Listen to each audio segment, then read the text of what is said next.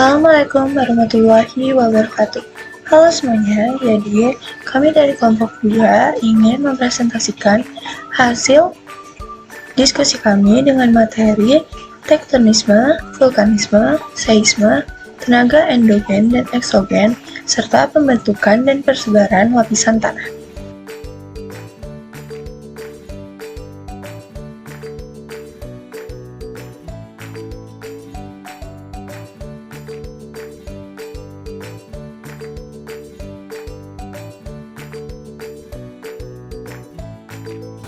Jadi, tektonisme adalah proses pergerakan, pengangkatan, lipatan, dan patahan pada struktur tanah.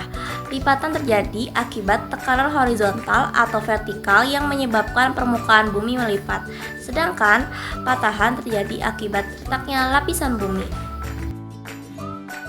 Nah, tektonisme juga dibagi menjadi dua jenis. Jenis pertama adalah epirogenesa. Epirogenesa adalah perubahan bentuk daratan secara lambat dan vertikal di suatu wilayah luas. Epirogenesa juga dibagi menjadi dua. Yang pertama adalah epirogenesa positif.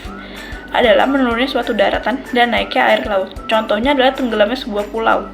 Dan epirogenesa negatif adalah naiknya daratan dan air laut terlihat turun.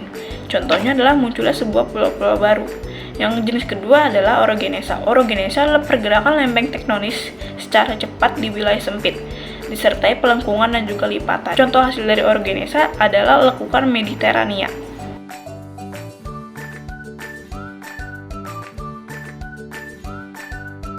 Menjelaskan pengertian vulkanisme. Vulkanisme adalah proses alam yang terjadi karena aktivitas magma di dalam bumi yang terdapat menyebabkan terjadinya letusan Gunung Merapi. Jadinya kenapa nih guys?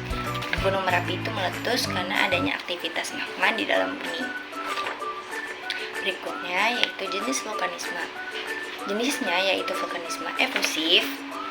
Vulkanisme efusif adalah jenis vulkanisme yang ditandai dengan aliran lava yang lambat dan tidak eksklusif.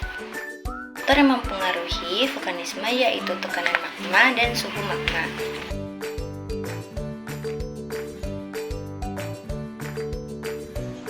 Oke, selanjutnya ada seisme. Seisme adalah getaran atau guncangan pada permukaan bumi akibat pelepasan energi dari dalam bumi secara tiba-tiba. Nah, seisme ini umumnya disebabkan oleh aktivitas tektonik, vulkanik, atau runtuhan tanah. Selanjutnya ada seisme yang terbagi menjadi tiga jenis, yaitu yang pertama seisme tektonik. Terjadi akibat pergerakan dan tumbukan lempeng tektonik yang menghasilkan energi besar. Gempa ini sering menyebabkan kerusakan besar. Contohnya gempa di Palu 2018 akibat pergerakan sesar Palu Koro. Lalu yang kedua itu ada seisme vulkanik, disebabkan oleh aktivitas gunung berapi seperti letusan atau pergerakan magma. Umumnya terjadi di sekitar gunung berapi aktif. Contohnya gempa di sekitar gunung berapi sebelum letusan. Lalu yang ketiga yaitu seisme runtuhan. Jadi akibat runtuhan gua atau tanah longsor di bawah permukaan bumi. Gempa ini berskala kecil dan jarang dirasakan luas. Contohnya gempa akibat runtuhan gua di daerah Kurs.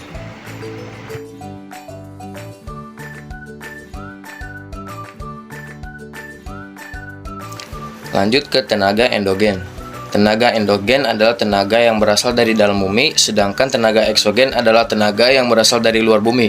Sumber tenaga endogen berasal dari lapisan paling luar dari bumi atau kerak bumi, yang bisa disebut sebagai crust. Lalu bagian di bawah kerak bumi, yakni lapisan selubung atau bisa disebut mantel. Kemudian sumber berikutnya adalah di bawah lapisan selubung yang disebut lapisan inti luar, dan di bawah lapisan inti luar yang disebut lapisan inti dalam. Sementara sumber tenaga eksogen berasal dari luar permukaan bumi yang berpengaruh terhadap pembentukan relief. Umumnya, bentukan muka bumi yang telah dibangun oleh tenaga endogen dirusak oleh tenaga eksogen. Contoh dari tenaga endogen ialah tektonis dan vulkanis. Contoh dari tenaga eksogen ialah air, radiasi sinar matahari, dan angin.